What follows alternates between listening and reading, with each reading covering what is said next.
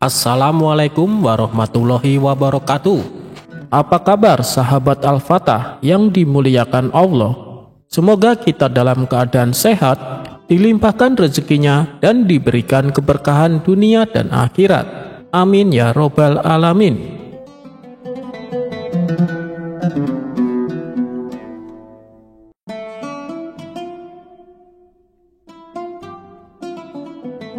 Di sebuah desa yang ramai, kehidupan berjalan dengan penuh kesibukan.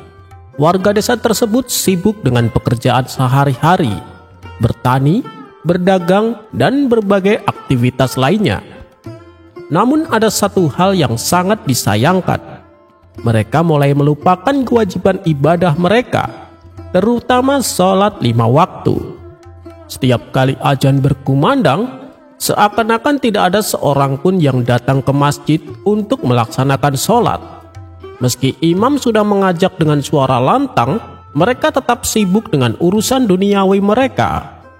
Melihat keadaan ini, seorang pemuda di desa itu merasa prihatin. Ia sangat ingin mengingatkan warga tentang pentingnya sholat dan membangkitkan semangat mereka untuk kembali ke masjid. Berbagai cara sudah ia coba, mulai dari berbicara langsung dengan mereka, mengajak mereka dengan hati yang tulus, bahkan sampai membuat pengumuman di pasar. Tetapi semua usaha itu sia-sia. Warga desa tetap tidak menggubrisnya. Suatu hari pemuda itu akhirnya mendatangi Abu Nawas yang terkenal bijaksana namun suka menggunakan cara yang tidak biasa. "Wahai Tuan Abu Nawas, saya sudah mencoba segala cara untuk membangkitkan semangat warga agar kembali ke masjid dan sholat, tapi selalu gagal. Apa yang harus saya lakukan?" kata pemuda tersebut. Abu Nawas yang selalu punya ide cemerlang tersenyum lebar. "Mungkin kamu harus mencoba cara yang sedikit berbeda," jawabnya dengan santai. "Maaf Tuan Abu, apa punya ide yang lebih baik?" tanya pemuda itu dengan penuh harap. "Begini saja, cobalah untuk mengumandangkan azan, tapi bukan pada waktu sholat. Azan itu akan membuat orang-orang terkejut dan penasaran. Mereka akan merasa bahwa ada yang aneh, dan akhirnya datang ke masjid untuk mencari tahu. Dari situ, kamu bisa mengingatkan mereka tentang kewajiban sholat yang telah mereka lupakan," kata Abu Nawas. Pemuda itu terdiam sejenak, berpikir, "Tapi bukankah azan seharusnya hanya dikumandangkan pada waktu sholat saja?" tanya pemuda itu agak bingung. Abu Nawas menjawab, "Ya, memang seharusnya begitu. Tapi jika azan dikumandangkan pada waktu yang tidak biasa, orang-orang akan merasa heran. Rasa heran itu akan menarik perhatian mereka. Dan mungkin itu bisa jadi jalan untuk menyadarkan mereka. Cobalah, saya rasa itu bisa berhasil." Akhirnya pemuda itu mengikuti saran Abu Nawas. Di suatu waktu yang tidak biasa, ketika para warga tengah sibuk dengan pekerjaan mereka, pemuda itu naik ke menara masjid dan mengumandangkan azan dengan suara yang lantang dan merdu. Suara azan yang tiba-tiba itu membuat warga desa berhenti sejenak dari aktivitas mereka. Mereka saling berpandangan, kebingungan, dan bertanya-tanya, kenapa azan dikumandangkan di luar waktu sholat? Beberapa orang yang penasaran mulai mendekati ke masjid. Seiring dengan bertambahnya orang yang datang, semakin banyak pula yang menyadari bahwa mereka telah lalai dalam ibadah mereka.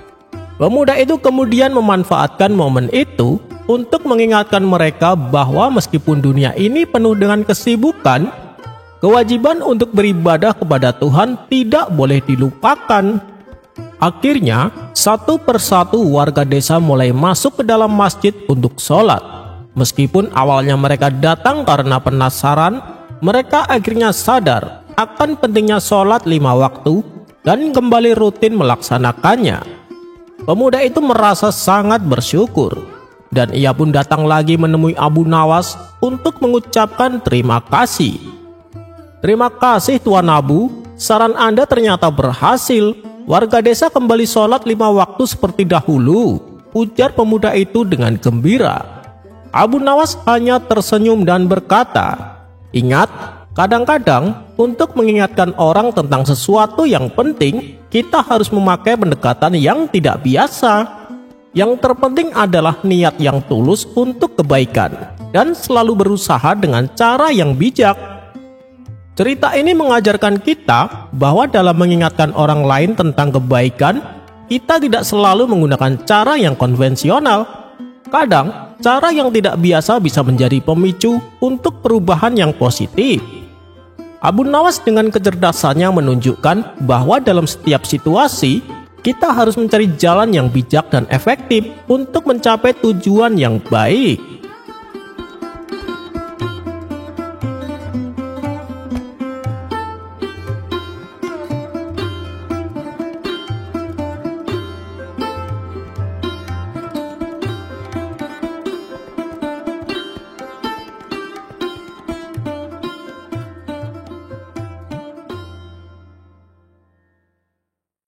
Pada suatu ketika, Abu Nawas dan Baginda Raja tampak serius membicarakan sesuatu. Dalam obrolannya tersebut, berbagai hal dari mulai kebijaksanaan sampai tentang soal agama. Kemudian Baginda Raja menanyakan tentang kebohongan dan kebenaran, di mana keduanya itu sangat bertolak belakang. Menurutnya kebohongan dan kebenaran tidak mungkin menjadi satu. Akan tetapi, pendapat tersebut dibantah oleh Abu Nawas. Paduka yang mulia, kebohongan itu bisa dijadikan kebenaran, ujar Abu Nawas. Itu tidak mungkin, Abu Nawas, keduanya sangat berlawanan. Ibarat minyak dan air, mereka tak mungkin bisa menyatu, bantah Baginda Raja. Tapi Paduka yang mulia, aku bisa membuktikannya, balas Abu Nawas. Karena penasaran, Baginda Raja pun menantang Abu Nawas. Baiklah, kalau kau bisa membuktikan ucapanmu, aku akan memberimu hadiah. Tapi pembuktiannya harus masuk akal, Abu Nawas. Namun apabila kau tidak bisa, kau harus menerima hukuman, yaitu dicambuk 100 kali. Bagaimana? Apa kau berani? Tantang Baginda Raja. Tentu saja saya berani, jawab Abu Nawas dengan penuh percaya diri. Kemudian setelah tantangan tersebut dimulai, Baginda Raja membuat peraturan baru. Bagi siapa saja yang ingin menghadap Baginda Raja, akan ditanya maksud dan tujuannya. Apabila berbohong, maka akan dicambuk 100 kali. Namun apabila jujur, akan diizinkan. Dan semenjak peraturan tersebut diterapkan, hanya beberapa pejabat istana yang berani menemui Baginda Raja. Hingga pada suatu hari, Abu Nawas ke istana menemui Baginda Raja. Ia dicegat oleh 2 orang penjaga. "Tuan Abu, apa tujuanmu kemari?" tanya salah satu penjaga. "Aku akan dicambuk 100 kali oleh Baginda Raja," jawab Abu Nawas. Mendengar itu kedua penjaga merasa heran. "Loh, memangnya Tuan Abu melakukan kesalahan?" tanya si penjaga. "Tidak, sama sekali aku tidak bersalah," jawab Abu Nawas. "Kalau tidak bersalah, mana mungkin akan dicambuk? Tuan, lebih baik Tuan jujur saja. Apa tujuan Tuan menghadap Baginda Raja?" tanya penjaga istana. "Aku ini sudah jujur. Kalau aku tidak jujur, aku pasti akan dicambuk 100 kali karena dianggap telah berbohong," terang Abu Nawas. Maka bertambah bingunglah penjaga tersebut. Melihat kondisi yang demikian, Baginda Raja lantas mendatangi Abu Nawas. "Woi, kenapa kalian? Kenapa Abu Nawas tidak dipersilahkan masuk?" tanya Baginda Raja. "Ampun Paduka yang mulia, kami bingung. Lebih baik Paduka tanyakan sendiri kepada Abu Nawas," jawab penjaga istana. "Wahai Abu Nawas, jelaskan padaku, apa yang membuat kedua penjaga itu bingung?" tanya Baginda Raja. "Begini Paduka yang mulia, tadi mereka bertanya, apa tujuanku datang kemari. Lalu aku jawab, tujuanku akan dicambuk 100 kali, jawab Abu Nawas. "Oh, jadi kamu menyerah? Kamu tidak bisa membuktikan ucapanmu, bukan?" tanya Baginda Raja. "Tidak Paduka, Justru kedatangan saya kemari untuk membuktikan ucapanku, jawab Abu Nawas. Lalu, kenapa kau bilang akan dicambuk? Berarti kau telah berbohong, Abu Nawas. Sesuai dengan peraturan, bagi siapa saja yang berbohong akan dihukum cambuk 100 kali, jelas Baginda Raja. Saya tidak bohong, Paduka. Saya kesini untuk dihukum cambuk. Kalau tidak percaya, silahkan hukum saya. Cambuk saya 100 kali, balas Abu Nawas. Perkataan Abu Nawas tersebut membuat Baginda Raja kebingungan. Kalau ia menghukum Abu Nawas, berarti ia membenarkan kebohongan. Tapi tujuan Abu Nawas ke istana untuk dihukum cambuk. Setelah berpikir cukup lama, akhirnya Baginda Raja pun menyerah. Wahai Abu Nawas, sebenarnya mana perkataanmu yang bohong dan mana perkataanmu yang benar? Tanya Baginda Raja. Paduka yang mulia, itu yang namanya kebohongan bisa dijadikan sebuah kebenaran. Dengan demikian, saya sudah membuktikan apa yang tempo hari saya ucapkan, bahwa kebenaran dan kebohongan meskipun bertolak belakang, tapi bisa menyatu, jelas Abu Nawas. Baginda Raja pun tertegun dengan penjelasan Abu Nawas, dan sesuai perjanjian, Abu Nawas mendapat hadiah berupa pundi-pundi uang.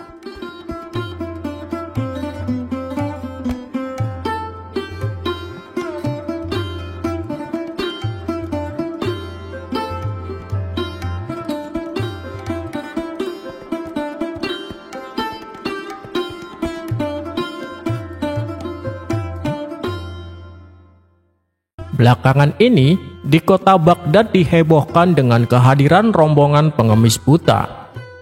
Setiap hari mereka pergi ke pasar dan mendatangi rumah-rumah warga untuk meminta-minta. Awalnya masyarakat merasa iba dan sering memberi mereka sedekah. Tapi lama-kelamaan, rombongan pengemis buta ini menjadi kurang ajar.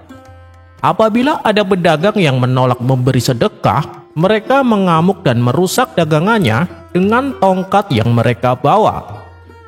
Tentu saja si pedagang tak berani melawan, karena jumlah mereka lumayan banyak. Dan setiap kali mereka meminta sedekah, mereka selalu memaksa untuk diberi. Kemudian para pedagang mendatangi rumah Abu Nawas untuk mengadukan masalah ini. Bagaimana ini Abu Nawas? Kami sangat terganggu dengan kehadiran mereka, kata salah satu pedagang. Iya, sejak kedatangan mereka, kami merasa tidak nyaman, timpal yang lainnya. Setelah mendengar pengaduan mereka, Abu Nawas lalu berkata, baiklah, masalah ini biar aku yang akan menyelesaikannya. Besok aku akan mengerjai mereka. Sekarang pulanglah kalian. Mereka pun lalu membubarkan diri dan meninggalkan rumah Abu Nawas. Singkat cerita, pada keesokan harinya pergilah Abu Nawas ke pasar untuk mencari keberadaan rombongan pengemis buta tersebut. Dan setelah mencari ke sana kemari, ternyata mereka sedang berkumpul di sebuah warung. Abu Nawas pun lalu menghampiri mereka. Kemudian Abu Nawas mengeluarkan kantong dan membantingnya supaya terdengar suara gemerincing. Ambillah uang itu dan bagi-bagikan di antara kalian, kata Abu Nawas mengerjai. Padahal kantong tersebut bukanlah berisi uang, melainkan kepingan-kepingan besi kecil yang sudah ia siapkan. Lantas Abu Nawas meninggalkan warung itu. Dari tempat yang agak jauh, Abu Nawas menyaksikan orang-orang buta itu segera bangkit dan berdiri. Mereka berkata kepada satu dan lainnya, berikan hakku, mana bagianku? Yang lainnya pun menimpali, jangan ambil bagianku, berikan padaku. Awalnya mereka hanya terlibat cekcok ingin mendapatkan bagiannya. Namun karena situasi semakin tidak kondusif, mereka pun saling berebutan hingga terjadi perkelahian antara mereka. Mereka saling memukul dengan tongkatnya masing-masing. Karena sudah tersulut emosi, mereka tak lagi memperebutkan kepingan-kepingan besi yang disebarkan Abu Nawas. Mereka hanya ingin menghajar satu sama lain. Sementara Abu Nawas yang sedari tadi menyaksikan hal itu tak kuasa menahan tawanya. Akibat peristiwa tersebut, mereka pun tak lagi bersatu. Masing-masing memilih untuk berpisah dan meninggalkan kota Baghdad. Sejak saat itulah mereka tak lagi menginjakkan kakinya di kota Baghdad. Para pedagang di pasar pun kini merasa tenang.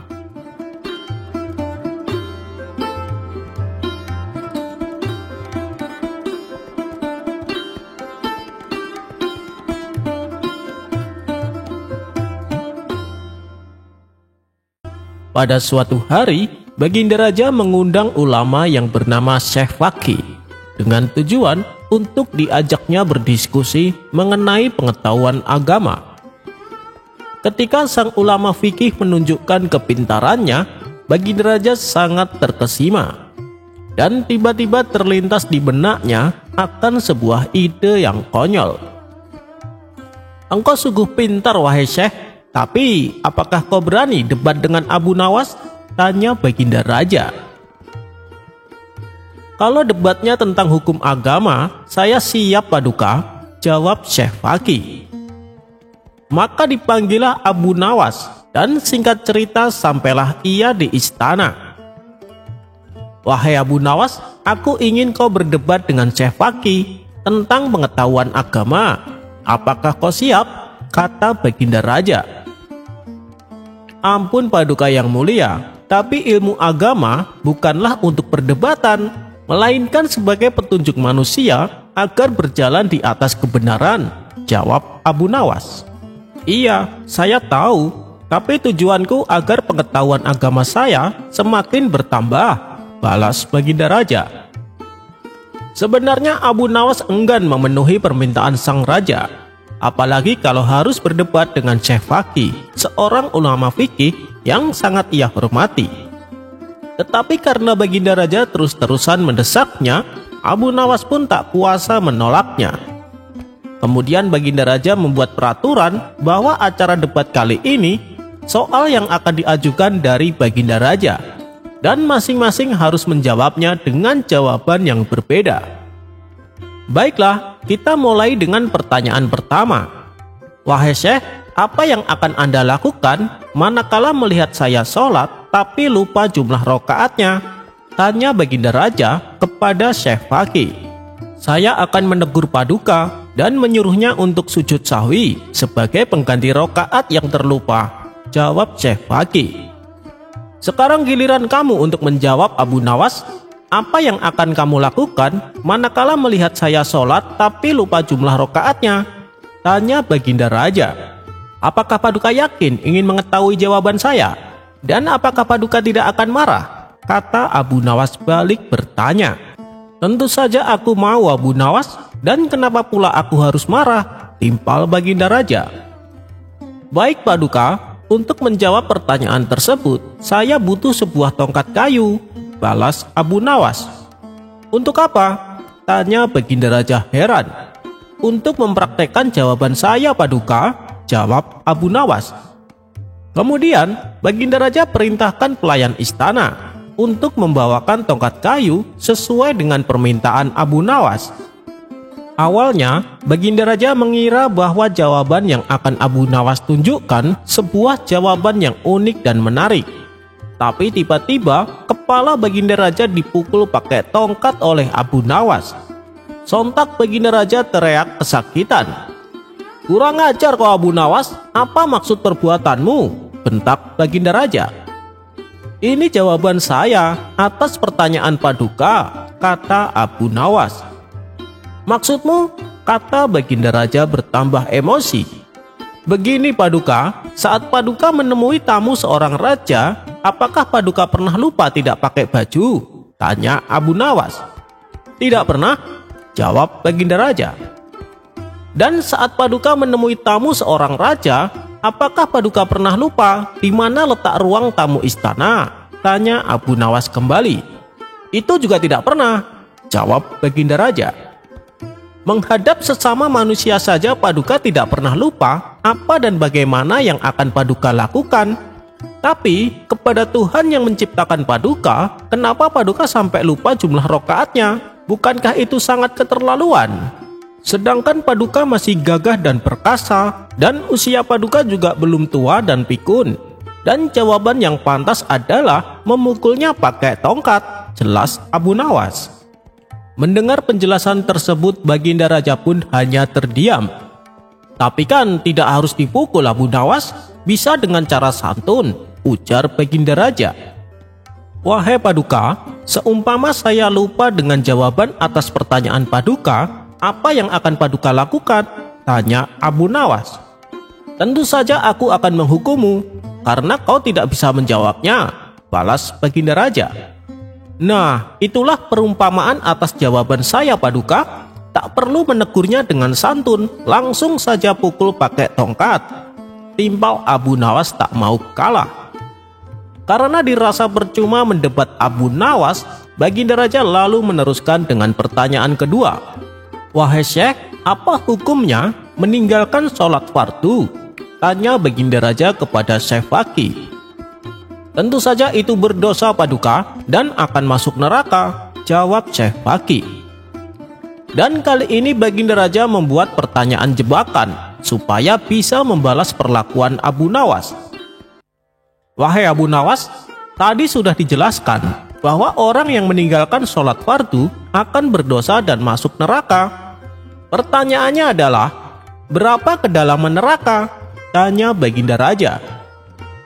Seketika Abu Nawas terkejut karena pertanyaan yang diberikan tidak sama dengan pertanyaan kepada Syekh Faki. Tapi namanya saja Abu Nawas, ia punya cara untuk menjawab. Lalu dengan santainya Abu Nawas berkata sambil mengelus-elus tongkatnya. Paduka yakin ingin mendengar jawaban saya? Tanya Abu Nawas. Mendapat gertakan tersebut, Baginda Raja menjadi was-was. Jangan-jangan kejadian barusan akan terulang. Tidak jadi Abu Nawas, kita sudahi saja pertemuan ini, ujar Baginda Raja. Syekh Faki pun lalu dipersilahkan untuk pulang. Dan setelah Syekh Faki berlalu, Abu Nawas juga ikut berpamitan. Tapi tiba-tiba Baginda Raja mencegahnya. Tunggu Abu Nawas, aku masih penasaran. Sebenarnya jawaban apa yang akan kau berikan? Tanya Baginda Raja. Saya tidak tahu jawabannya Paduka, balas Abu Nawas. Lalu kenapa kau mengelus-elus tongkatmu? Tanya Baginda Raja kembali. Saya bersiap-siap untuk memukul kepala saya sendiri Paduka, karena saya tidak tahu berapa kedalaman neraka, jawab Abu Nawas. Sialan kamu Abu Nawas, ternyata aku tertipu dengan gertakanmu, ujar Baginda Raja kecewa. Dengan tertawa terkekeh-kekeh, Abu Nawas pun pergi meninggalkan istana.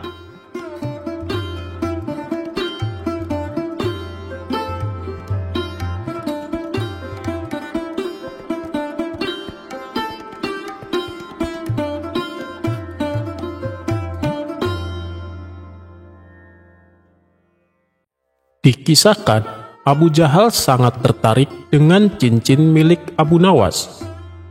Sebenarnya, Abu Nawas bersedia menjualnya, asalkan harganya 1 dinar.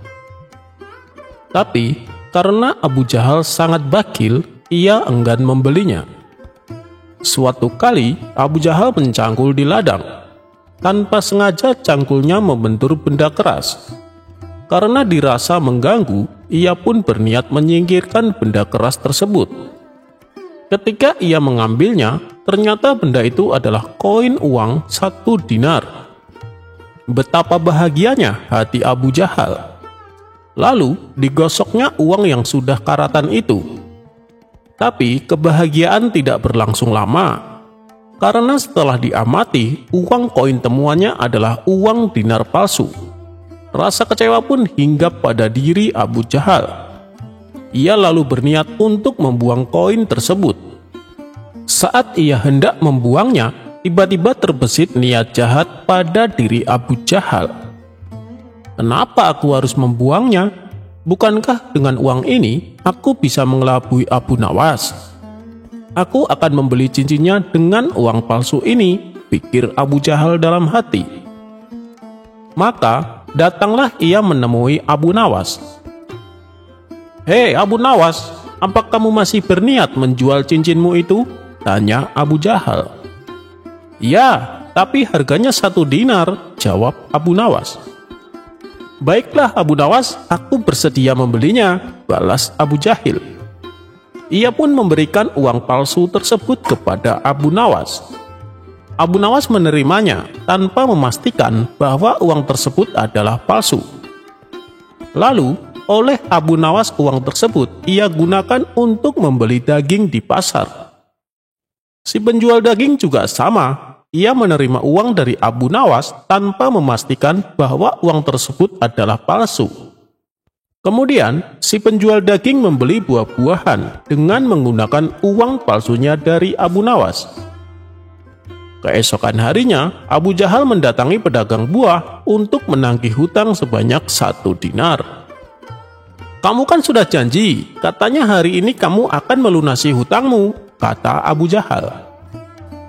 Si pedagang buah lalu memberikan uang palsu yang diperolehnya dari si penjual daging dengan hati gembira. Abu Jahal langsung pulang ke rumah. Namun, setelah diamati, ternyata uang yang didapatnya adalah uang palsu. Kurang ajar, dia telah menipuku, ucap Abu Jahal emosi. Ia pun pergi menghadap Tuan Hakim untuk mengadukan si penjual buah. Tuan Hakim, si penjual buah telah menipuku. Dia membayar hutangnya pakai uang palsu ini, keluh Abu Jahal. Mendengar keluhan Abu Jahal, kemudian Tuan Hakim memanggil si pedagang buah. Woi, kenapa kamu membayar hutang pakai uang palsu? Tanya Tuan Hakim. Ampun Tuan Hakim, saya sendiri tidak tahu. Saya mendapatkan uang tersebut dari si penjual daging, jawab si penjual buah. Maka dipanggillah si penjual daging untuk menghadap Tuan Hakim.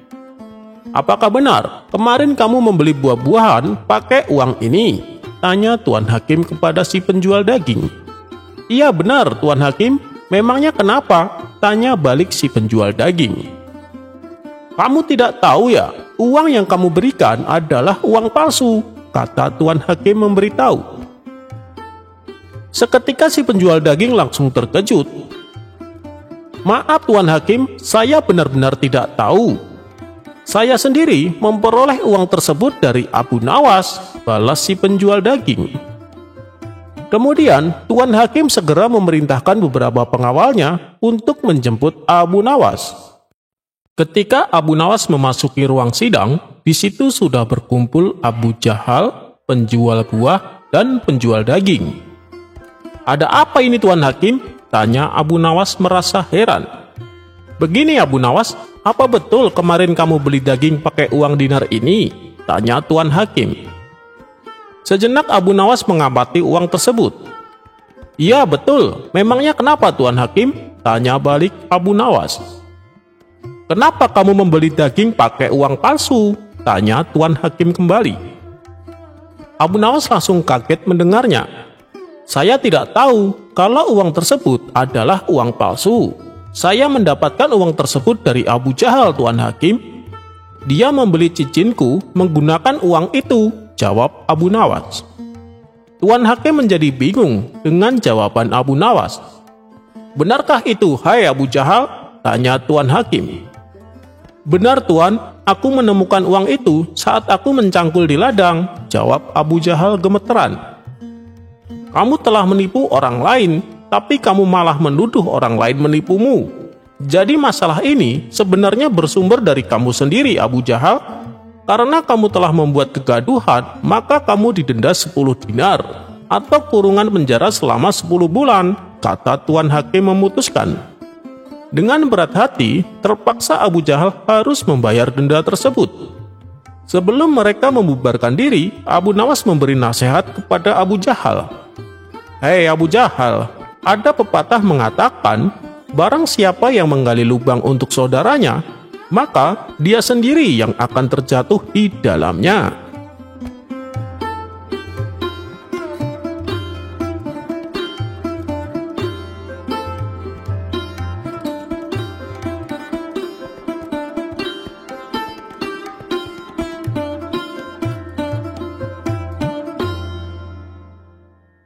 Maraknya kasus pencurian belakangan ini membuat masyarakat Baghdad mulai waspada. Di antaranya dengan mengadakan ronda malam. Hingga pada suatu malam, giliran Abu Nawas yang mendapat tugas untuk ronda.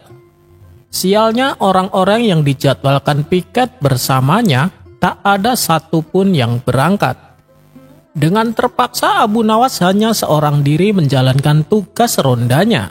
Ia pun duduk sendirian di pos jaga, sambil mengamati keadaan di sekelilingnya. Kala itu angin malam terasa dingin sampai menusuk tulang. Untungnya Abu Nawas membawa bekal selimut untuk menghangatkan badan. Setelah waktu menunjukkan tengah malam, Abu Nawas tak kuasa menahan rasa kantuknya. Dengan posisi telentang dan tangan kanan menutupi mata, ia pun akhirnya ketiduran sampai menjelang pagi. Dan saat ia terbangun, ternyata para warga sudah berkumpul di hadapannya. Ini semua salah Abu Nawas, dia harus bertanggung jawab, teriak salah satu dari mereka. Abu Nawas yang tak tahu menau dengan yang telah terjadi, menjadi bingung dan penasaran. "Ada apa ini? Kenapa saya disalahkan?" tanya Abu Nawas. Kemudian mereka menceritakan bahwa tadi malam telah terjadi aksi pencurian. "Kamu dapat piket ronda, tapi malah enak-enak tidur. Mana tanggung jawabmu?" tanya mereka penuh kecewa.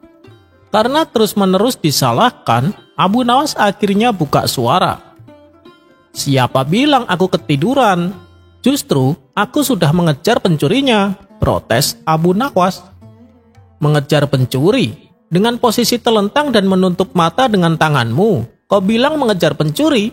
Mengejar bagaimana?" tanya mereka kesal.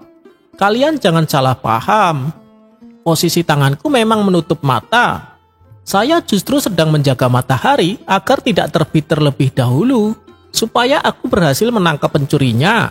Tapi kalian malah membangunkanku. Karena matahari sudah terbit, akhirnya si pencuri sudah kabur dan aku tidak berhasil mengejarnya," kata Abu Nawas beralasan.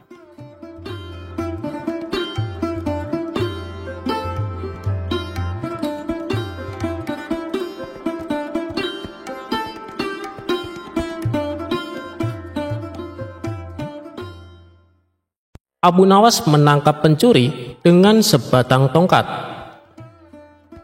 Pada suatu hari, kota Baghdad digemparkan dengan terjadinya pencurian di rumah saudagar kaya raya, dan ada sebanyak uang 100 dinar lenyap di gondol pencuri. Nampaknya, pencuri tersebut sangat profesional. Buktinya saja sudah banyak petugas dikerahkan untuk mengejar pencuri itu. Namun si maling tak kunjung tertangkap. Sang saudagar kaya raya semakin gusar dibuatnya. Bagaimana tidak, sudah uangnya diambil, kemudian ada rasa penasaran sebenarnya siapa pencuri lihai tersebut. Hebatnya lagi, tak ada satupun pertanda yang bisa ditunjukkan sebagai bahan penyelidikan lebih lanjut. Bahkan meskipun telah mendesak pejabat setempat, tetap saja hasilnya nihil. Pada akhirnya, sang saudagar membuat keputusan. Barang siapa yang mencuri hartanya dan dia mau mengembalikan, maka dia akan mendapatkan hak separuh dari harta yang dicuri tersebut. Namun, meskipun sudah diberikan pengumuman tersebut, si pencuri tak kunjung memperlihatkan batang hidungnya. Bahkan si pencuri ini merasa nyaman dan aman, karena tak satupun orang yang mengetahui ulahnya. Tidak putus asa, sang saudagar akhirnya membuat sayembara baru. Barang siapa yang berhasil mendapatkan pencuri tersebut, maka dia akan mendapatkan seluruh harta tersebut. Tentu saja sayembara ini sangat menarik warga Baghdad. Banyak sekali orang yang mendaftar untuk ikut andil bagian, termasuk si pencuri itu sendiri. Awalnya, si pencuri berniat untuk meninggalkan kota Baghdad dengan membawa harta curiannya. Namun, setelah dipikir-pikir, kepergiannya hanya akan membuka aibnya. Karena itu si pencuri mencoba bertahan di kota dengan ikut-ikutan menjadi peserta sayembara. Dia semakin merasa aman saat berkumpul dengan peserta sayembara. Dia sangat yakin kedoknya tidak akan terbongkar. Begitu melihat hasil yang belum jelas terlihat dari sayembara yang sudah dibukanya, sang saudagar akhirnya mendesak sang hakim untuk mendatangkan Abu Nawas. Namun sayangnya, Abu Nawas pada hari itu sedang berada di Damaskus dan baru bisa pulang pada esok harinya. Semua harapan bertumbuh pada Abu Nawas. Kasak-kusuk begitu gencar di kalangan warga. Mereka menebak apakah Abu Nawas mampu menguak teka-teki tersebut. Sementara itu, si pencuri hatinya menjadi ciut karena dia tahu bagaimana kemampuan Abu Nawas dalam memecahkan masalah. Pada keesokan harinya, Abu Nawas datang dengan membawa tongkat banyak sekali. Dan kemudian dia membagikan tongkat-tongkat tersebut kepada semua yang hadir sambil berpesan, "Tongkat-tongkat ini sudah saya mantrai, kalian bawa pulang. Besok bawa kembali ke sini. Jika salah satu di antara kalian pencurinya, maka tongkat akan bertambah 1 telunjuk. Yang bukan pencuri, maka tidak usah khawatir," ujar Abu Nawas. Kemudian semua warga pun pulang. Dan si pencuri bingung mikirin bagaimana caranya biar bisa lolos keesokan harinya. Setelah memeras otak, dia memutuskan untuk memotong tongkat tersebut sepanjang telunjuk jarinya. Singkat cerita, keesokan harinya semua warga berkumpul dan mengembalikan tongkat kepada Abu Nawas. Pada saat menerima tongkat dari pencuri tersebut, Abu Nawas langsung menangkapnya karena tongkatnya menjadi lebih pendek. Kemudian si pencuri diadili dengan seadil-adilnya. Akhirnya Abu Nawas berhak menerima uang 100 dinar tersebut. Namun uang tersebut dibagikan kepada fakir miskin di kotanya.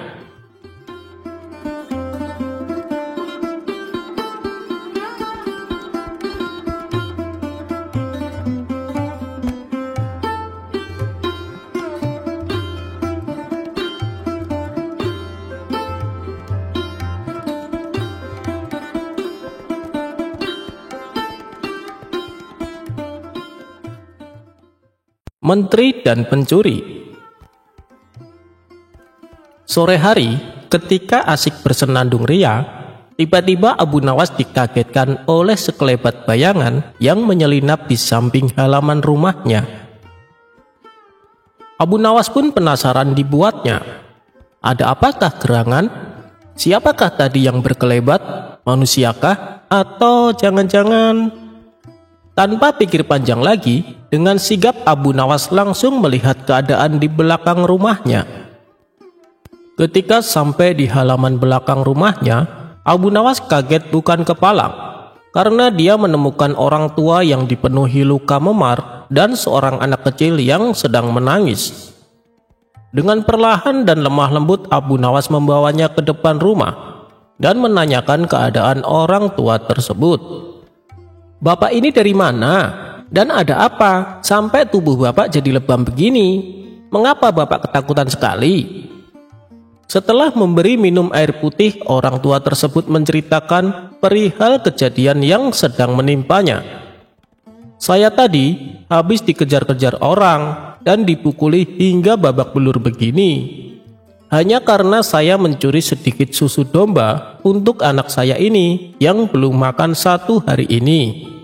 Tapi juragan yang punya domba tidak mau peduli dengan alasan yang saya berikan, malah menyuruh tukang pukulnya untuk menghajar saya. Makanya saya sembunyi di tempat ini. Saya memang salah karena mengambil susu tanpa izin kepada yang punya. Tapi semua saya lakukan demi anak saya." Mendengar cerita tersebut, tanpa terasa air mata Abu Nawas menetes. Dalam hati Abu Nawas berkata, "Sungguh zalim sekali juragan tersebut." Singkat cerita, setelah mengobati luka memar orang tua itu dan memberikan makanan serta bekal buat perjalanan pulang, Abu Nawas kembali duduk di depan rumahnya sambil merenungkan kejadian tadi. Dan tanpa disadari, ternyata kejadian tadi disaksikan juga oleh menteri sang raja yang memang ada dendam dengan Abu Nawas. Kemudian lewatlah juragan domba dan beberapa tukang pukul di depan menteri, sambil bertanya apakah tadi melihat orang tua dan anaknya lewat jalan ini. Menteri memberitahukan bahwa tadi ada orang tua dan anaknya mampir ke tempat Abu Nawas. Dengan cepat, juragan tadi mendatangi rumah Abu Nawas. Melihat dari jauh ada juragan domba itu datang, Abu Nawas cepat-cepat masuk ke dalam rumahnya dan duduk di ruang tamu. Tidak lama juragan dan tukang pukulnya tiba. Diketuknya pintu rumah Abu Nawas dan langsung menanyakan perihal tentang orang tua dan anaknya tadi. "Abu Nawas, dari tadi Anda duduk di dalam rumah. Apakah melihat orang tua dan seorang anak kecil?" tanya juragan domba. Abu Nawas pun menjawab, "Waktu saya di dalam rumah, saya tidak melihat seorang pun yang lewat di sini." Mendengar jawaban dari Abu Nawas, juragan domba itu diam saja. Ia tidak berani bertindak karena Abu Nawas sangat disegani dan disayang oleh Baginda Raja. Juragan domba pun mengadu kepada menteri. Menteri pun tersenyum. Terlintas di benaknya akan membuat malu Abu Nawas di hadapan raja. Kemudian menteri memberikan saran untuk melaporkan kejadian tersebut kepada Baginda Raja. Akhirnya Abu Nawas dipanggil oleh raja di persidangan. Raja langsung menanyakan perihal kejadian itu kepada Abu Nawas, dan dia bertanya, "Wahai Abu Nawas, apa benar kamu telah melakukan tindakan kejahatan dengan menyembunyikan pencuri dan berbohong, padahal kamu adalah penasehat pribadi keluarga kerajaan?" Abu Nawas menyangkal semua tuduhan itu dan menanya balik kepada Baginda Raja, "Siapa yang memberikan laporan ini dan mana saksinya?" Dengan sigap juragan dan menteri maju ke hadapan raja. Juragan domba mengatakan, "Aku yang melapor, dan saksinya adalah menteri yang melihat langsung kejadiannya." Suasana sidang pun menegang. Raja langsung mempersilahkan juragan domba dan menteri untuk berbicara. Juragan domba berkata, "Abu Nawas, saya kemarin ada bertanya tentang orang tua dan anaknya. Kamu malah mengatakan tidak melihat siapapun. Padahal ada menteri yang melihatnya dan menjadi saksi kejadian kemarin." Ruang sidang tambah tegang. Raja pun angkat bicara. "Bagaimana Abu Nawas? Apa pembelaanmu?" Dengan tenang dan santai Abu Nawas menjawab pertanyaan sang raja. "Paduka yang mulia, begini kejadiannya. Sewaktu kejadian orang tua dan anaknya, saya sedang di luar rumah, tepatnya di halaman belakang. Sedangkan juragan menanyakan orang tua dan anaknya itu ketika saya berada di dalam rumah, tepatnya di ruang tamu. Logikanya, jika raja ditanya oleh juragan dengan pertanyaan seperti ini, 'Wahai raja, apakah raja sewaktu di dalam rumah melihat orang tua dan anaknya?' Jelas Abu Nawas. Raja diam sejenak, kemudian menjawab, 'Tentu saja saya bilang tidak melihat, karena hanya ada diriku sendiri di dalam rumah tersebut.' Nah, itulah jawaban yang saya berikan kepada juragan domba. Apakah saya berbohong? Tentu tidak. Malahan saya berkata dengan yang sejujur-jujurnya." Suasana sidang langsung meriah mendengar jawaban Abu Nawas. Raja hanya tersenyum. Sedangkan juragan domba dan menteri mukanya jadi merah karena menahan rasa malu atas kebodohan mereka sendiri.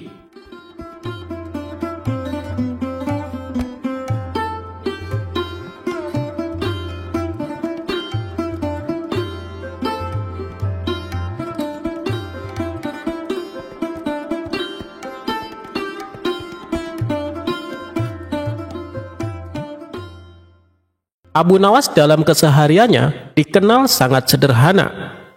Namun ia memiliki tetangga yang tidak henti-hentinya memusuhi, yakni Abu Jahal. Setiap kali Abu Nawas membeli suatu barang, Abu Jahal merasa panas.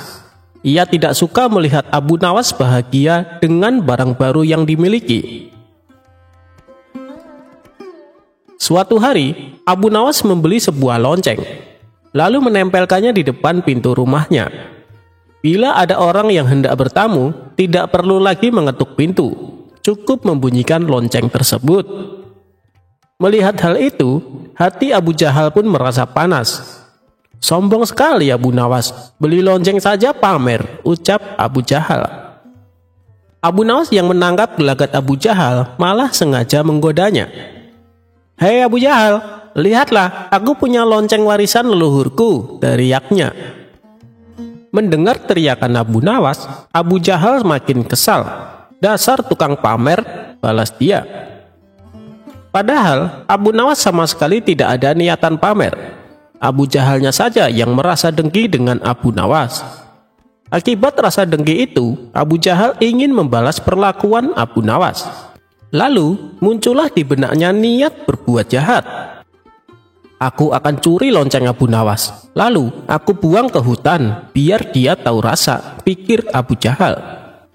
Ternyata niatan Abu Jahal ini bukan omong kosong. Saat tengah malam tiba, ia benar-benar melakukan aksi jahat itu. Dengan berjalan mengendap-endap, Abu Jahal mendekati pintu rumah Abu Nawas dan berusaha mencongkel lonceng yang menempel di pintu. Akan tetapi saat loncengnya tersenggol, langsung berbunyi hingga membuat Abu Nawas terjaga dari tidurnya. "Siapa di luar?" teriak Abu Nawas. Mendengar itu, Abu Jahal langsung kabur meninggalkan rumah Abu Nawas. "Kurang ajar, hampir saja aku ketahuan," ujar Abu Jahal. Meski hampir ketahuan, Abu Jahal tidak mau menyerah. Malam berikutnya, ia coba kembali mencuri lonceng pintu Abu Nawas. Kali ini dia lebih berhati-hati, dan saat memegang lonceng, lonceng tersebut kembali mengeluarkan suara. "Siapa di luar?" teriak Abu Nawas. Mendengar teriakan Abu Nawas, Abu Jahal panik dan langsung kabur. Begitu juga malam-malam berikutnya, Abu Jahal tidak pernah berhasil mencuri lonceng milik Abu Nawas. Dikarenakan selalu gagal, Abu Jahal pun berpikir keras mencari cara lain. Dan lucunya, yang terbesit di benaknya adalah Abu Nawas.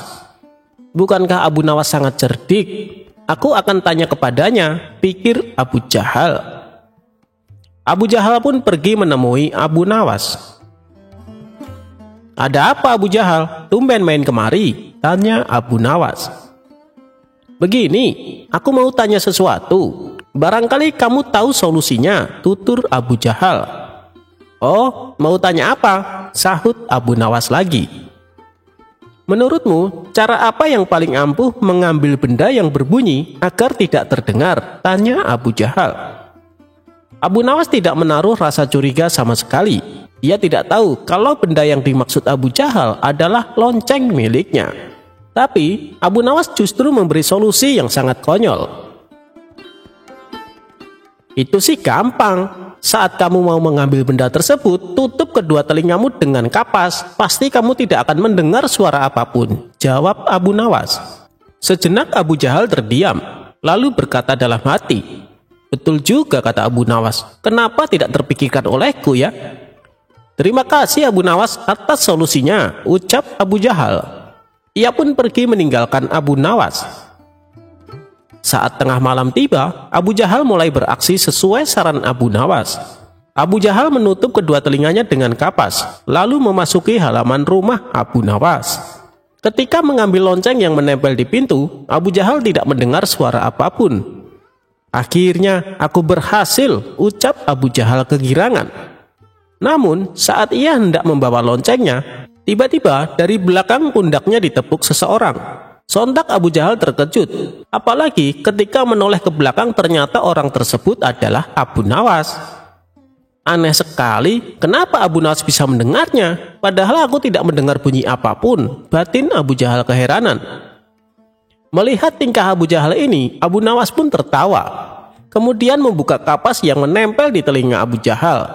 "Ngapain kamu mencuri lonceng saya?" tanya Abu Nawas. Bukannya menjawab, Abu Jahal malah kabur sambil melempar lonceng di tangannya. Tawa Abu Nawas pun kembali pecah melihat kekonyolan Abu Jahal. "Tentu saja aku bisa mendengar suara lonceng. Telingaku kan tidak ditutup dengan kapas," teriak Abu Nawas kepada Abu Jahal.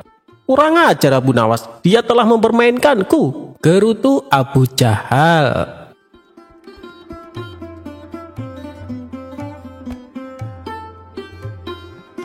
Memasukkan unta ke dalam lubang jarum.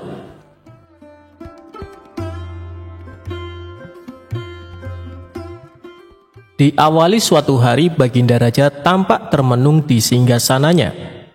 Dilaporkan dia sedang dilanda masalah yang membuat tidak bisa tidur. Tapi masalah yang dihadapi hanya Baginda Raja sendiri yang tahu. Ia sengaja merahasiakan dari orang-orang sekitar, baik kepada penasehat istana maupun Abu Nawas selaku sahabatnya tempat berkeluh kesah. Ingin rasanya Baginda Raja melupakan masalah yang menimpanya. Kalaupun bisa lari menghindar, tentulah ia akan melakukannya. Tapi kenyataannya, permasalahan yang dihadapi terasa seperti mengikutinya kemanapun Baginda Raja pergi. Sejak saat itu Baginda Raja sering terlihat melamun seorang diri. Kemudian penasehat istana mendekati Baginda Raja. "Maaf Paduka yang mulia, hamba perhatikan belakangan ini Paduka terlihat murung. Hamba khawatir Paduka nanti jatuh sakit. Apakah ada sesuatu yang Paduka pikirkan?" tanya penasehat istana. "Tidak ada apa-apa, aku baik-baik saja. Kau urusi saja pekerjaanmu," jawab Baginda Raja dengan memalingkan wajahnya. Penasehat istana pun hanya terdiam. Ia merasakan gelagat bahwa Baginda Raja sedang dilanda masalah besar. Dikarenakan Baginda Raja tidak mau berterus terang, penasehat istana tidak berani membujuknya untuk menceritakan masalah yang dihadapi. Makin hari sikap Baginda Raja makin tertutup, bahkan kini enggan menerima tamu. Hal ini membuat para pejabat istana sangat khawatir. Apa yang harus kita lakukan? Makin hari Baginda Raja terlihat mengkhawatirkan. Ini sangat buruk untuk kondisinya. Jangan sampai Baginda Raja jatuh sakit, kata salah seorang menteri. Aku juga cemas melihat sikap Baginda Raja belakangan ini. Aku sudah coba membujuknya supaya mau menceritakan masalah yang dialami, tapi ia malah memalingkan wajah. Baginda Raja memilih menutup diri, beber penasehat istana. "Saya ada saran, bagaimana kalau masalah ini kita sampaikan kepada Abu Nawas? Biasanya dia tahu solusinya," ujar salah satu dari menteri. "Iya, saya setuju dengan saran tersebut," balas lainnya. Maka beberapa menteri istana segera mendatangi rumah Abu Nawas. Melihat yang datang adalah para menteri, Abu Nawas sempat terkejut. Biasanya yang diutus Baginda Raja adalah prajurit istana. "Kenapa kalian yang datang?" tanya Abu Nawas. "Kami kesini bukan diutus Baginda Raja, tapi atas kemauan sendiri," jawab para menteri. Kemudian para menteri ini memberitahu Abu Nawas tentang keadaan yang menimpa Baginda Raja. "Kami semua sudah berusaha memberi perhatian, tapi Baginda Raja selalu menutup diri," kata salah satu menteri. "Baiklah, aku akan coba menghiburnya. Mari kita ke istana sekarang," ajak Abu Nawas. Singkat cerita, Abu Nawas menghadap Baginda Raja. Ia lalu bercerita kisah-kisah jenaka di hadapan Baginda Raja, berharap bisa terhibur dan tertawa. Tapi ternyata tidak ada reaksi apapun. Baginda Raja hanya terdiam, malah meninggalkan Abu Nawas, lalu masuk ke kamarnya. Selepas Baginda Raja pergi, para menteri segera menghampiri Abu Nawas. "Bagaimana ini Abu Nawas? Kamu lihat sendiri kan?" ucap mereka. "Sepertinya Baginda Raja sedang mengalami masalah berat. Biarkan aku pulang dulu, aku akan memikirkan cara untuk mengatasi masalah ini," ucap Abu Nawas. Setibanya di rumah, Abu Nawas terus memikirkan cara terbaik memecahkan masalah ini. Setelah berpikir cukup lama, akhirnya Abu Nawas menemukan ide cemerlang. Esok harinya, Abu Nawas pergi ke pasar. Di hadapan orang-orang, Abu Nawas berteriak, "Apakah di antara kalian ada yang bisa memasukkan unta ke lubang jarum?" Mendengar pertanyaan Abu Nawas, semua orang yang di sana merasa heran. Salah satu dari mereka lalu menjawab, "Mana mungkin bisa, itu perkara yang mustahil." Dengan lantang Abu Nawas membalas, "Tidak ada perkara yang mustahil. Jangankan aku, anak kecil pun bisa. Kalau kau memang bisa, coba tunjukkan kepada kami, pinta mereka. Maaf kawan-kawan, sayangnya aku hanya bisa membuktikannya bila di hadapan Baginda Raja, jawab Abu Nawas. Begitulah seterusnya, setiap ada keramaian orang ataupun perkumpulan, Abu Nawas selalu mengatakan hal yang sama. Akhirnya kabar tentang Abu Nawas bisa memasukkan unta ke lubang jarum sampai juga hingga telinga Baginda Raja. Awalnya, Baginda Raja tidak terlalu memperdulikannya, tapi lama-kelamaan timbul juga rasa penasaran pada dirinya. Maka diperintahkanlah beberapa pengawal istana memanggil Abu Nawas. Tuan Abu Nawas, Anda diperintahkan Paduka untuk datang ke istana, ucap seorang prajurit. Benarkah? Tanya Abu Nawas memastikan. Benar Tuan Abu Nawas, jawab prajurit. Rencanaku akhirnya berhasil, pikir Abu Nawas. Oh iya, bagaimana kondisi Baginda Raja sekarang? Tanya Abu Nawas lagi. Baginda masih sering mengurung diri dan sering tampak termenung, jawab salah satu prajurit. Baiklah, aku akan ke sana sekarang, balas Abu Nawas. Tidak lama kemudian, Abu Nawas sampai di istana menghadap Baginda Raja. Wahai Abu Nawas, aku dengar kau bisa memasukkan seekor unta ke lubang jarum. Kau bersedia membuktikannya bila di hadapanku. Benarkah itu? Tanya Baginda Raja. Benar Paduka yang mulia, jawab Abu Nawas. Bagaimana mungkin? Aku rasa itu perkara yang mustahil, balas Baginda Raja. Di dunia ini tidak ada yang mustahil Paduka, ujar Abu Nawas. Baiklah, sekarang coba kau buktikan, perintah Baginda Raja. Caranya mudah saja Paduka, kita tinggal membuat jarum yang lubangnya lebih besar daripada seekor unta. Dengan begitu, kita bisa memasukkan dengan mudah. Bahkan anak kecil pun bisa, jawab Abu Nawas menjelaskan. Kalau caranya seperti itu, semua orang pun bisa melakukannya. Berarti kau telah menipu semua orang, termasuk aku, ucap Baginda Raja. Hamba tidak pernah menipu siapapun, dan hamba juga tidak pernah menipu Paduka. Hamba tidak pernah mengatakan bahwa jarum yang hamba maksud adalah jarum kecil, balas Abu Nawas.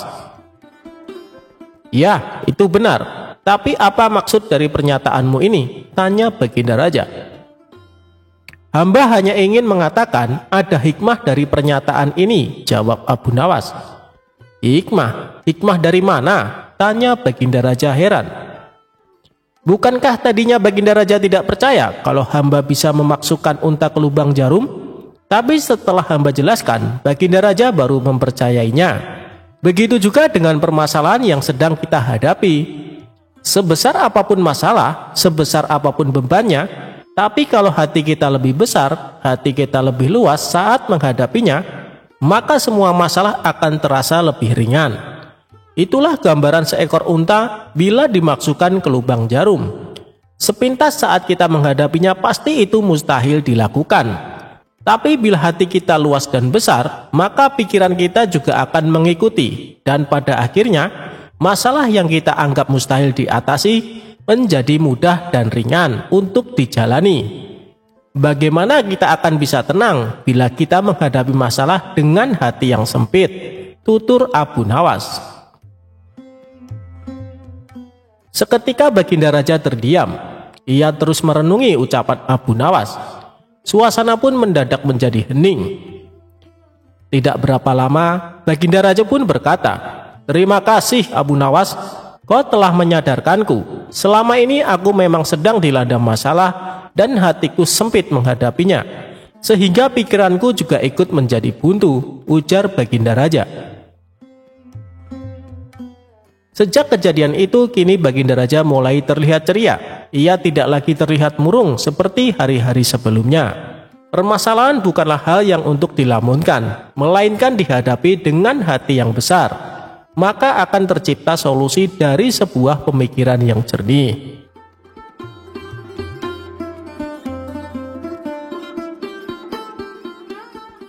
Abu Nawas bikin utusan Baginda Raja tak bisa buang air besar.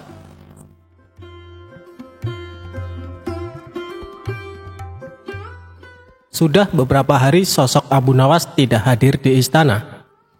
Hal tersebut kemudian membuat Baginda Raja sangat gundah. Baginda Raja ingin sosok Abu Nawas hadir untuk menghibur hati sang raja. Bukan tanpa usaha, Baginda Raja sudah beberapa kali memanggil Abu Nawas lewat para utusannya. Namun Abu Nawas belum juga menampakkan diri.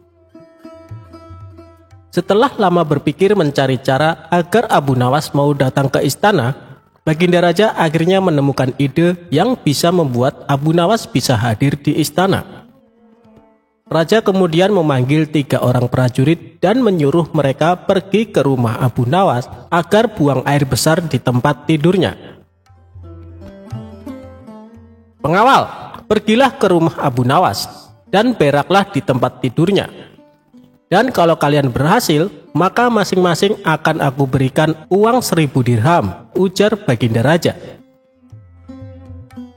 Tanpa pikir panjang, ketiga utusan Baginda Raja tersebut langsung menerima perintah sang raja. "Daulat Paduka," jawab ketiga prajurit tersebut secara bersamaan. Mereka pun langsung berangkat menuju rumah Abu Nawas sesuai perintah Baginda Raja. Sementara itu, duduk di sebelah raja ada Ki Patih yang mendengar obrolan rajanya dengan ketiga prajurit tersebut. Ki Patih yang mendengar raja memberikan tugas kepada 3 prajurit tersebut pun memberanikan diri untuk bertanya kepada sang raja. Ia merasa aneh dengan tugas yang diberikan Baginda Raja. "Maaf Paduka, bukankah tugas yang diberikan itu tampak aneh dan menghina?" tanya Patih. "Patih, memang benar, tapi itulah siasatku agar Abu Nawas segera hadir ke istana," jawab Baginda Raja. "Apakah gerangan rencana Baginda?" tanya Ki Patih belum paham. "Nanti kamu akan segera mengetahuinya. Sekarang kamu ikutilah ketiga anak buahmu itu dan intailah mereka, lalu sampaikan kepada Abu Nawas. Bila dia berhasil menggagalkan tugas pengawalnya, maka Abu Nawas akan aku beri uang 3000 dirham dan sekaligus ia boleh memukul utusanku itu," kata Baginda Raja. Prajurit tiba di rumah Abu Nawas. Dengan perasaan yang masih bingung, Patih segera melaksanakan perintah raja. Dia segera berkemas dan menuju ke rumah Abu Nawas.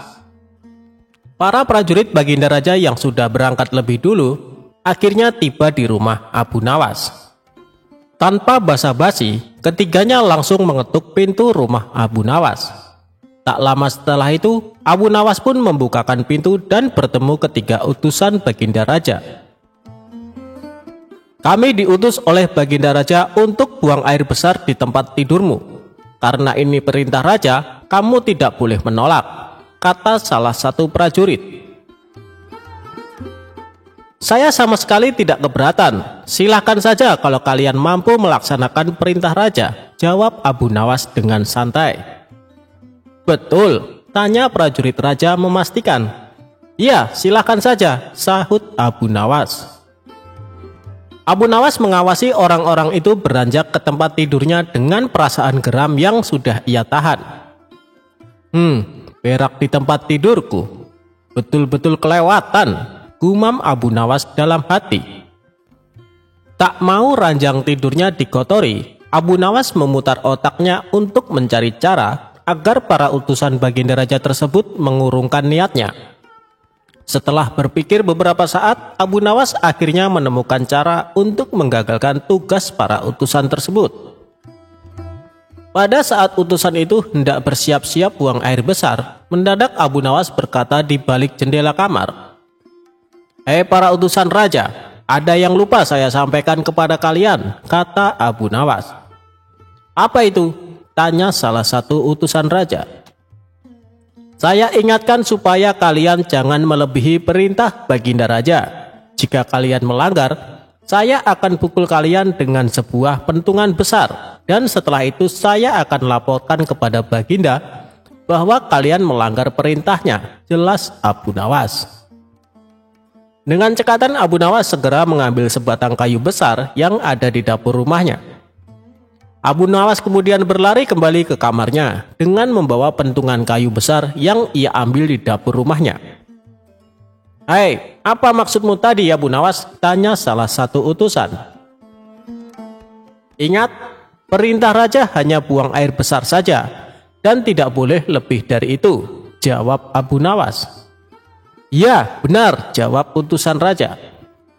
"Aku ulangi lagi, hanya buang air besar saja, tidak boleh lebih. Ingat, tidak boleh kencing, tidak boleh buka celana, tidak boleh cebok, hanya buang air besar saja," tegas Abu Nawas. "Mana mungkin, itu tidak mungkin, kami juga harus buka celana dan kencing," jawab salah satu utusan. "Aku akan pukul kalian sekeras-kerasnya jika kalian melanggar perintah raja," sahut Abu Nawas. Ketiga utusan baginda raja tersebut hanya bisa saling pandang kebingungan dengan ucapan Abu Nawas. Di tengah kebingungan tersebut, tiba-tiba ada suara memanggil Abu Nawas. Rupanya suara tersebut datang dari Ki Patih yang memang diutus baginda raja untuk mengawasi ketiga utusannya. Melihat keberadaan Ki Patih, Abu Nawas dan ketiga utusan raja segera berkumpul untuk menemui suara tersebut. "Aku sudah mendengar perdebatan kalian. Baginda raja memang memerintahkan para utusan untuk berak di tempat tidurmu. Jika 3 orang ini sanggup, mereka masing-masing akan mendapatkan 1000 dirham. Jika mereka gagal, maka mereka boleh engkau pukul sesuka hatimu," kata Ki Patih. "Oh, begitu. Lalu hadiah dari baginda untukku berapa, tuanku?" tanya Abu Nawas.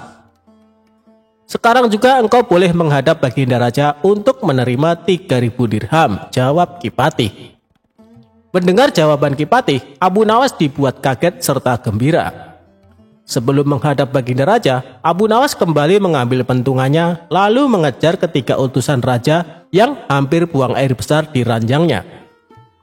Ketiga utusan tersebut lari terbirit-birit.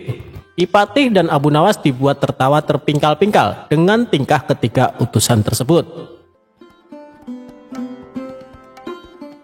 "Abu Nawas, baginda raja sangat yakin engkau dapat mengatasi masalah ini.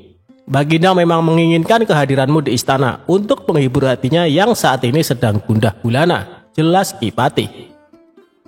Abu Nawas menyetujui perintah Ki Patih, dan mereka segera berangkat menuju istana untuk menemui baginda raja serta mengambil hadiah 3000 dirham.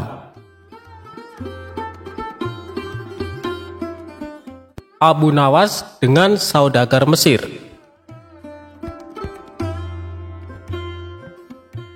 Diceritakan, suatu hari terdapat seorang saudagar dari Mesir yang datang ke kota Baghdad. Ia membawa berbagai macam barang dagangan yang tak lama seluruh dagangannya pun habis terjual. Sehingga saudagar tersebut berkemas untuk pulang ke negaranya.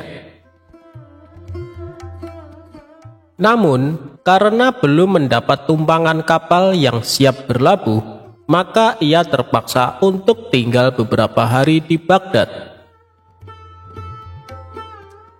Sembari menunggu labuhnya kapal, sang saudagar pun sedikit bersenang-senang menikmati keindahan kota Baghdad.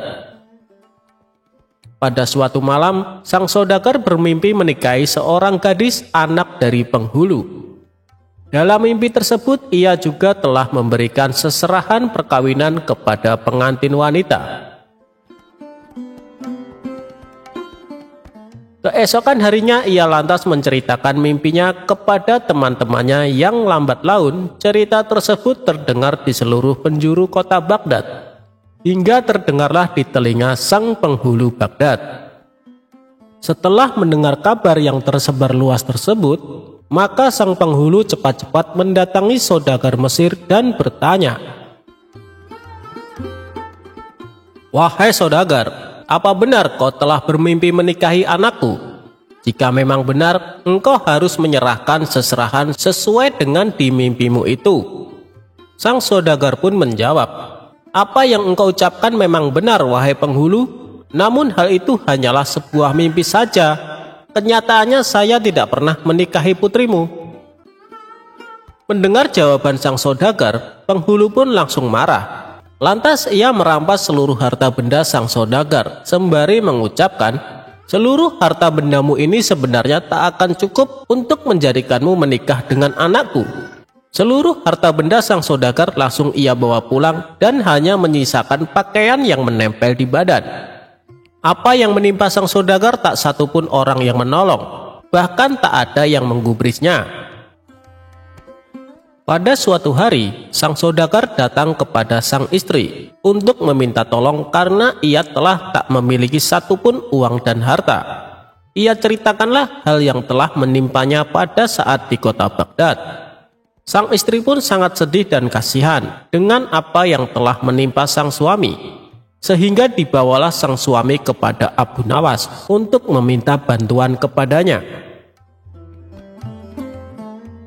Sesampainya di rumah Abu Nawas, sang istri saudagar lantas menceritakan apa yang telah menimpa suaminya tersebut dan meminta Abu Nawas untuk menolong suaminya tersebut.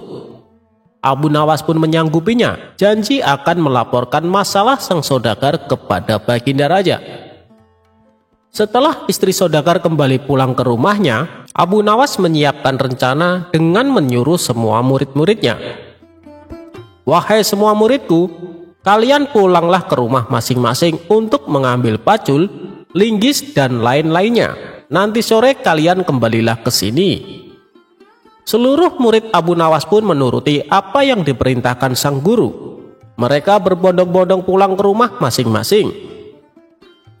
Pada sore harinya, mereka kembali berkumpul di depan rumah sang guru dengan membawa berbagai alat yang telah diperintahkan sebelumnya. Setelah semua murid berkumpul, lantas Abu Nawas memberi tugas kepada mereka semua. "Wahai murid-muridku, malam ini pergilah kalian ke rumah sang penghulu. Rusaklah rumahnya. Jika ada yang bertanya, jangan pedulikan. Bilang saja kalau saya yang menyuruhmu." Para murid pun sontak mengiyakan perintah sang guru. Dengan cepat berbondong-bondong pergi ke rumah sang penghulu untuk merusak rumahnya. Singkat cerita, sementara sang penghulu sedang tidur di rumahnya, terdengar riuh yang membuat sang penghulu kaget terbangun dari tidurnya. Melihat rumahnya telah dirusak oleh sekawanan orang, ia pun marah dan bertanya, "Siapa yang menyuruh kalian menghancurkan rumahku ini?" Salah satu murid Abu Nawas pun menjawab, "Yang menyuruh kita yakni tak lain adalah guru kami Abu Nawas."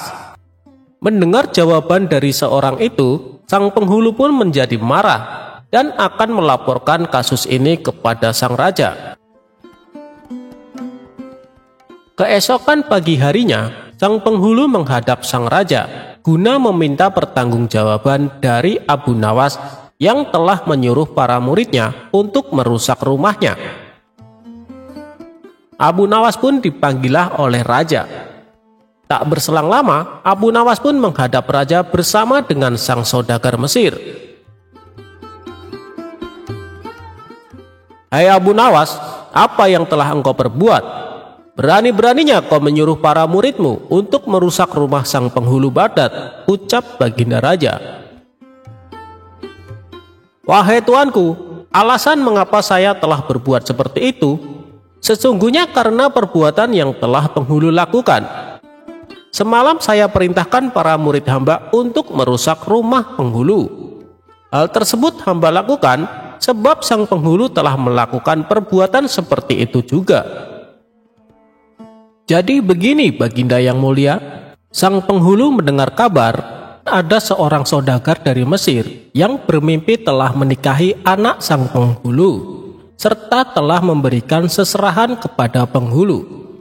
Sang penghulu pun mendengar cerita tersebut, lantas menemui sang saudagar dan merampas semua harta bendanya. Mendengar cerita dari Abu Nawas, sang raja pun kaget dan segera memecat sang penghulu dari jabatannya. Harta yang telah dirampas pun kemudian dikembalikan kepada sang saudagar Mesir.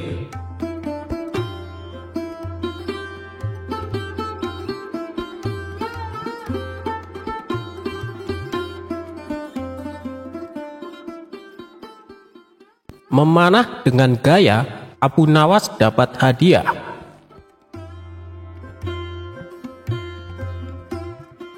Baginda Raja tak henti-hentinya mengerjai Abu Nawas, namun ia selalu lolos dari perangkapnya. Yang ada, malah Baginda Raja sendiri yang menanggung kekalahan. Kalaupun beradu otak, pasti Abu Nawas yang akan menang. Dan Raja tahu betul kecerdasan dan kecerdikan Abu Nawas. Namun Raja tak mau menyerah. Ia kembali hendak menguji kecerdikan dan kecerdasan Abu Nawas. Kali ini, Baginda Raja mempunyai ide untuk mengalahkan Abu Nawas, yaitu dengan mengajaknya lomba memanah. Karena lomba tersebut yang dibutuhkan adalah keahlian, bukan kecerdasan otak. Maka dipanggillah Abu Nawas ke istana. Singkat cerita, datanglah Abu Nawas menghadap Baginda Raja. "Ada gerangan apa Paduka memanggil hamba?" tanya Abu Nawas. Jadi begini, aku akan menantangmu untuk lomba memanah Abu Nawas. Apa kamu berani? Tanya Baginda Raja. Tapi Paduka, saya kan tidak pandai memanah, jawab Abu Nawas. Jangan khawatir Abu Nawas, kalau kamu berhasil, kamu akan mendapatkan hadiah yang besar, rayu Baginda Raja. Mendengar iming-iming hadiah besar, membuat Abu Nawas tergiur. Baik Paduka, saya ikut, saut Abu Nawas. Nah, begitu dong. Tapi lomba ini ada peraturannya Abu Nawas. Kamu hanya boleh memanah 1 kali dan harus tepat mengenai sasaran. Kalau kamu berhasil, kamu akan membawa hadiah besar. Tapi kalau kamu gagal, kamu harus pulang dengan jalan merangkak, jelas Baginda Raja. Waduh, saya masuk perangkap sang raja lagi nih. Sudah tahu kalau saya tidak pandai memanah, tapi dipaksa ikut lomba memanah, batin Abu Nawas dalam hati. Di saat Abu Nawas kebingungan, Baginda Raja berkata, "Hei Abu Nawas, kenapa kamu bingung? Ada hadiah besar menantimu. Ayo kita mulai saja permainannya," ajak Baginda Raja. Kemudian Baginda Raja dan Abu Nawas berjalan ke tengah lapangan. Giliran pertama adalah Baginda Raja. Ia mengambil busur dan anak panah. Dengan penuh perhitungan, Baginda Raja melesatkan anak panahnya. Bidikannya hampir tepat mengenai sasaran. Anak panah tersebut menancap di pinggiran sasaran.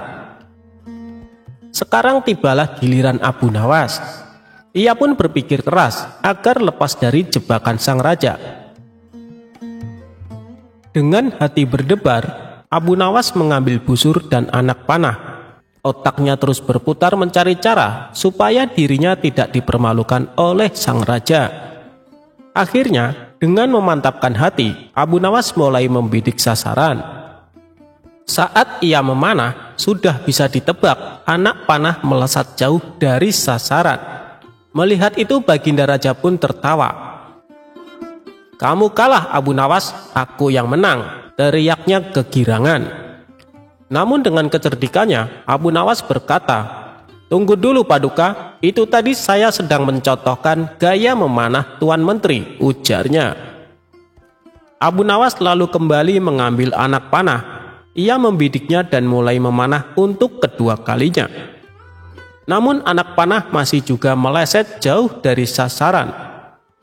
Tapi sebelum Baginda berteriak kegirangan, Abu Nawas menyela duluan.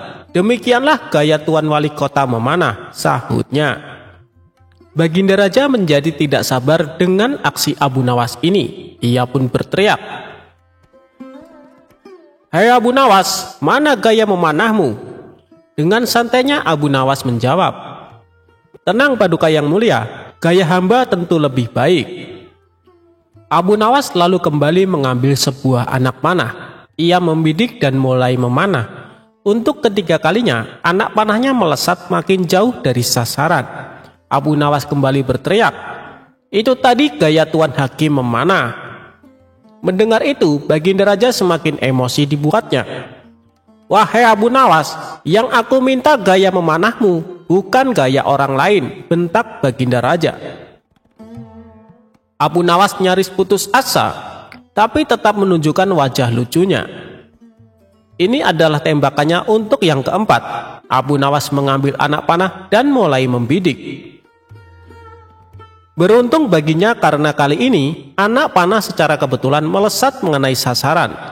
Anak panah menancap di tengah-tengah sasaran, sedangkan anak panah Baginda hanya di pinggiran saja.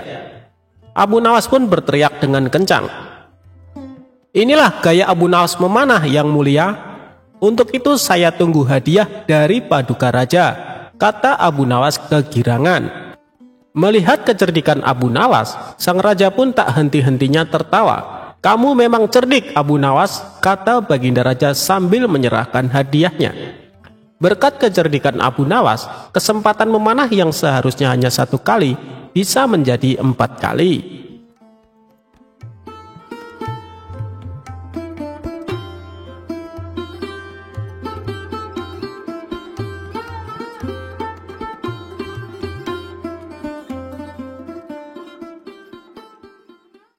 Suatu hari, Abu Nawas pergi ke kampung lain untuk silaturahmi ke sahabatnya yang baru saja membeli rumah. Setibanya di sana, Abu Nawas langsung disambut hangat sahabatnya itu.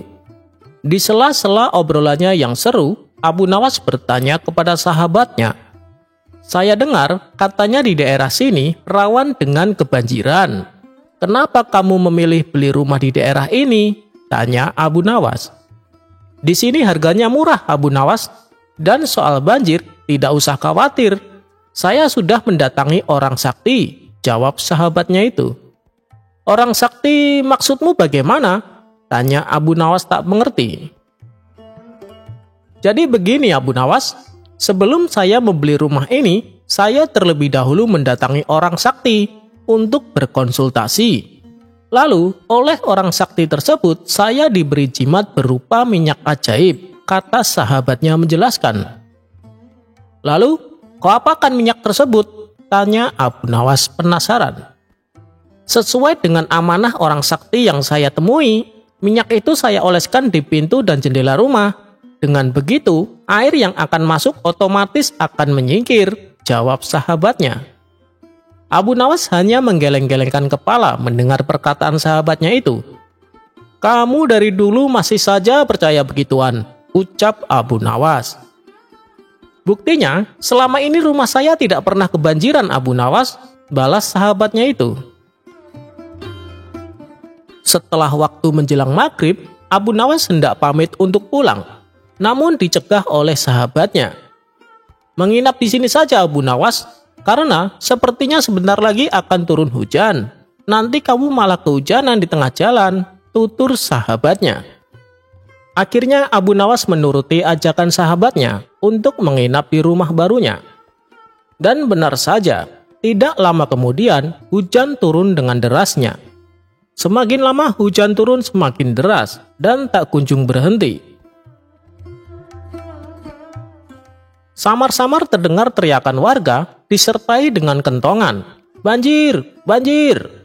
Abu Nawas yang sempat memejamkan mata segera terbangun karena teriakan tersebut. "Jangan khawatir Abu Nawas, teruskan saja tidurmu. Rumahku ini sudah dipagari oleh minyak ajaib, jadi air tidak akan masuk ke dalam rumahku," kata sahabatnya penuh percaya diri.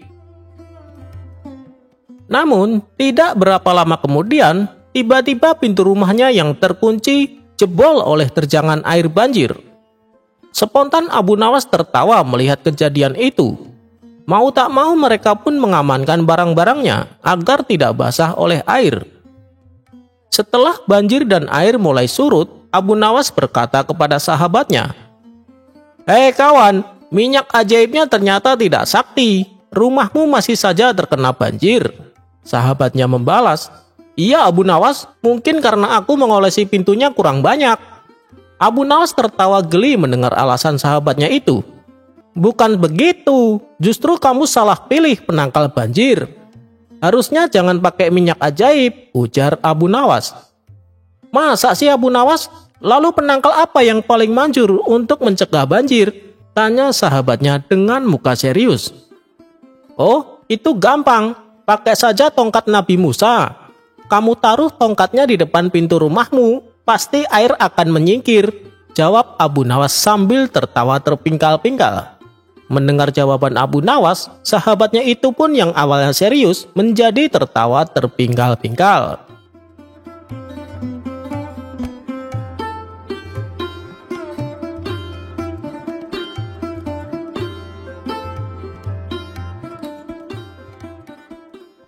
Diceritakan, pada suatu hari, Abu Nawas bermain ke rumah temannya yang berada di luar kota.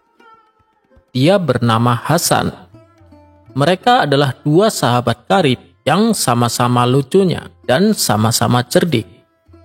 Sehingga saat Abu Nawas di rumah kawannya itu, ia seringkali dikerjai. "Hei Abu Nawas, kamu suka daging sapi atau daging kambing?" tanya Hasan.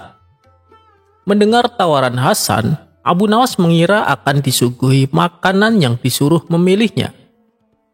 "Terserah kamu sajalah, kambing saya suka, sapi saya juga suka," jawab Abu Nawas. "Tidak bisa begitu dong, kamu harus memilih salah satu," ujar Hasan. "Ya sudah, saya suka daging sapi," balas Abu Nawas. "Berarti kita sama dong, saya juga suka daging sapi," tutur Hasan. Setelah lama mengobrol, Abu Nawas tak kuasa menahan lapar. Ia pun menagih tawaran temannya. "Hei Hasan, mana makanan daging sapinya? Saya sudah lapar sekali," ucap Abu Nawas. "Loh, tadi itu kan saya cuma tanya, kamu suka daging sapi atau daging kambing? Kalau suka daging sapi, berarti selera kita sama. Lagian uang dari mana saya beli daging sapi? Kamu kan tahu sendiri Abu Nawas, saya ini orang miskin, kita makan roti kering ini saja ya," balas Hasan sambil tersenyum. Mereka berdua pun akhirnya tertawa bersama-sama.